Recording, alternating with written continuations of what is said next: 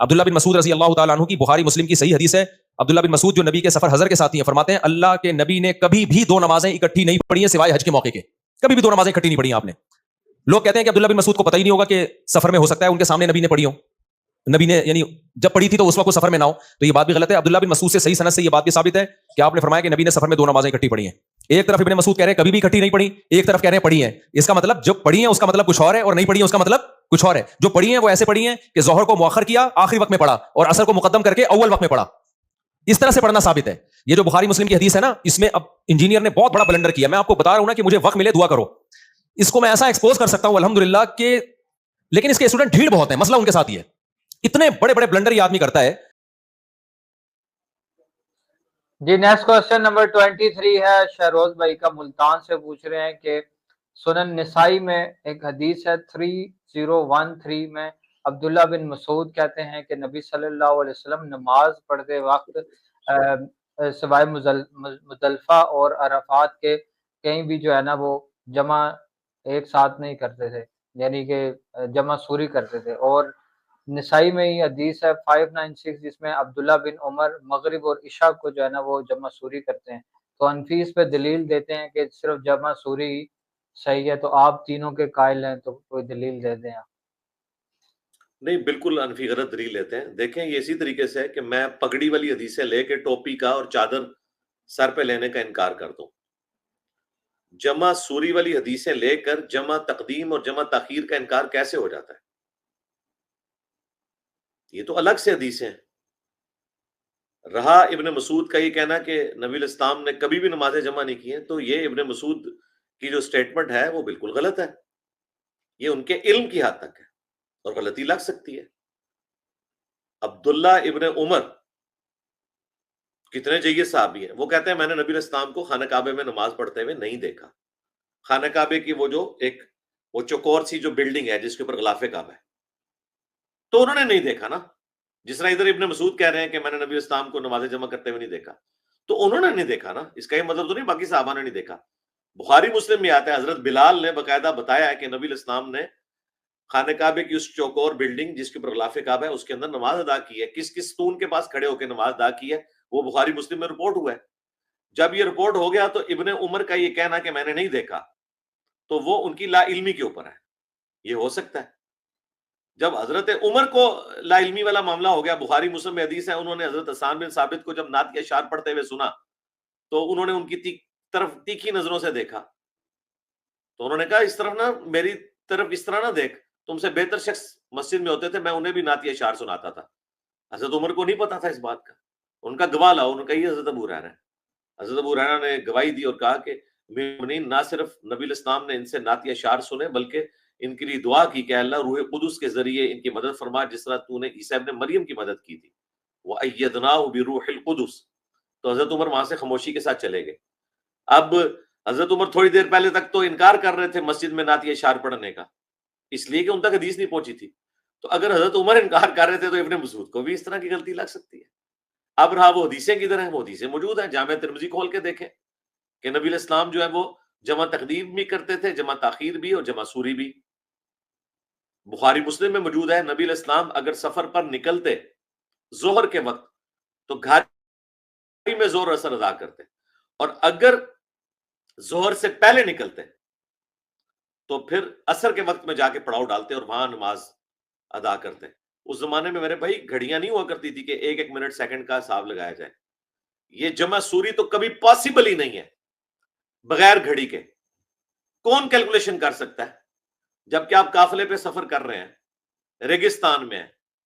ہمارے پاس تو گھڑیاں, ہم ایک ایک سیکنڈ کا بھی حساب لگ سکتے ہیں کہ آج جو ہے وہ عصر کا ٹائم داخل ہوا ہے 3:55 پہ, تو میں نے 3:55 سے پہلے زور کی نماز ختم کرنی ہے اور 4 بجے عصر پڑھنی ہے. میں تو جمع سوری کر لوں گا. اگلے زمانوں میں جمع سوری اندازے سے ہوتی تھی, آج ایگزیکٹ ہو سکتی ہے.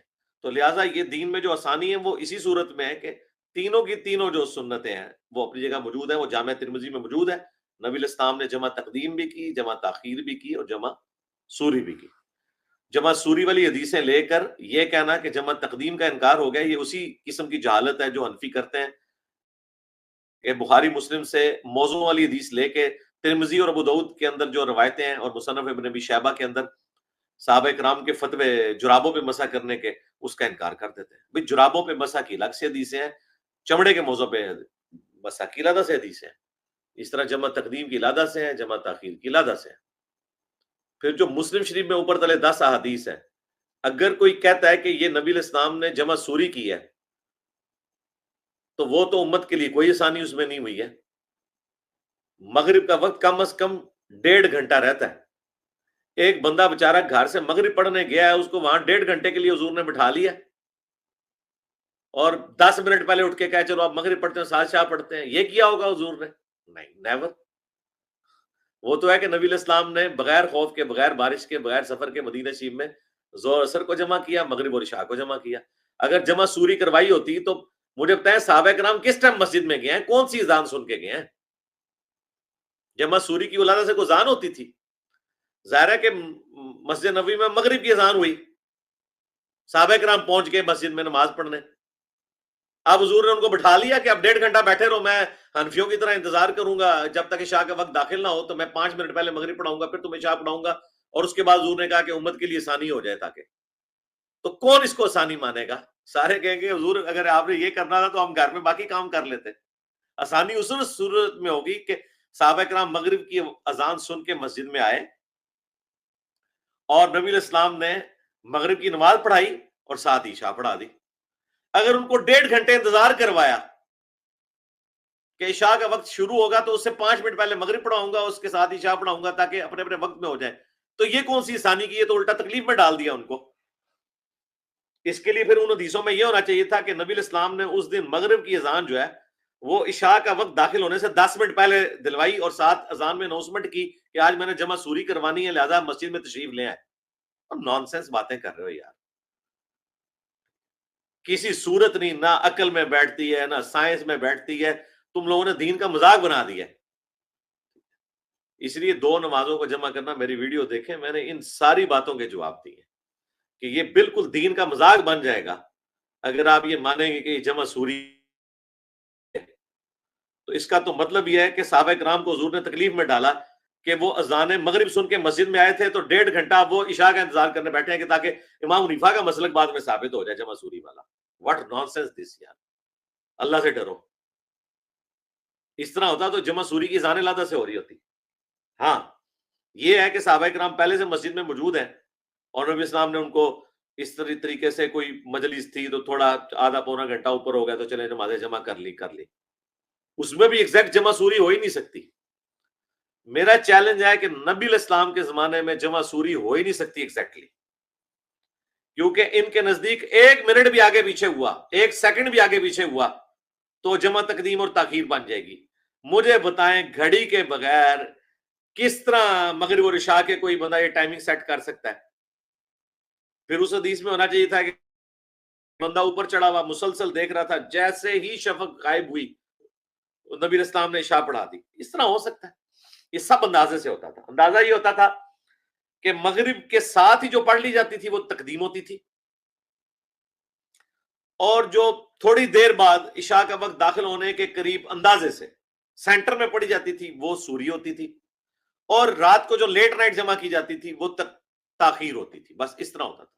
ये कैलकुलेशन की ही नहीं जा सकती, इम्पॉसिबल है। लिहाजा जोहर का वक्त दाखिल होने से लेकर मगरिब तक किसी भी वक्त नमाज जमा हो सकती है, उसमें भी आखिरी 10-15 मिनट से जरा परहेज किया जाए, इतनी लेट ना की जाए। इस तरीके से इशा मगरिब का वक्त दाखिल होने से लेकर फजर का वक्त दाखिल होने तक किसी भी वक्त मगरिब और इशा जमा हो सकती है। उसमें भी प्रेफरेबल है कि आधी रात से पहले पढ़ लिया जाए, लेकिन अगर कोई बाद में भी जमा कर लेता तो बिल्कुल जायज है।